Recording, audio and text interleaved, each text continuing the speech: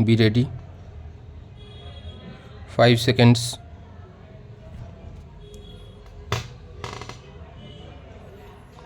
Start.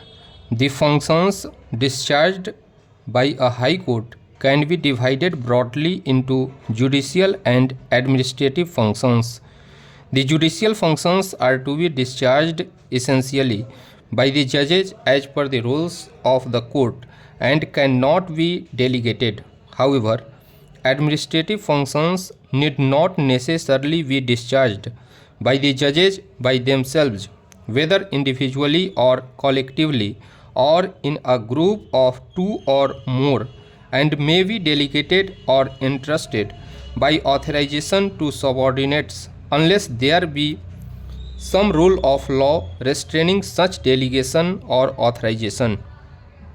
Every High Court consists of some administrative and ministerial staff, which is as much a part of the High Court as an institution and is meant to be entrusted with the responsibility of discharging administrative and ministerial functions. There can be delegation, as also there can be authorization in favor of the registry and the officials therein by empowering or entrusting them with authority or by permitting a few things to be done by them for and on behalf of the court so as to aid the judges in discharge of their judicial functioning. Authorization may take the form of formal conferral or sanction or may be by way of approval or countenance. Such delegation or authorization is not a matter of mere convenience but a necessity at times.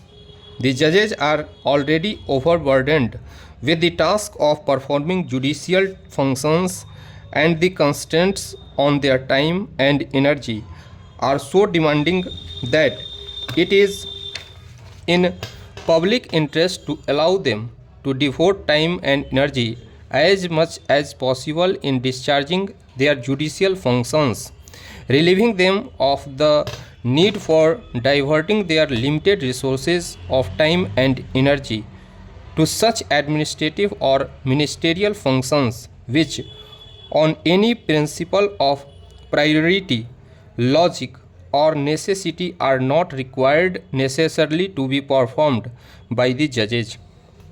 Receiving a cause or a document and making it presentable to a judge for the purpose of hearing or trial, and many functions post decision, which functions are administrative and ministerial in nature, can be and are generally entrusted or made over to be discharged by the staff of the High Court, often by making a provision in the rules or under the orders of the Chief Justice, or by issuing practice directions, and at times, in the absence of rules, by sheer practice. The practice gathers the strength of law, and the older the practice, the greater is the strength. The judges rarely receive personally any document required to be presented to the court. Plaints, petitions, memoranda, or other documents required to be presented to the court are invariably received by the administrative or ministerial staff, who would also carry out a preliminary scrutiny of such documents so as to find that they are in order, and then make the documents presentable to the judge, so that the valuable time of the judge is not wasted over such matters as do not need to be dealt with personally by the judge. Stop.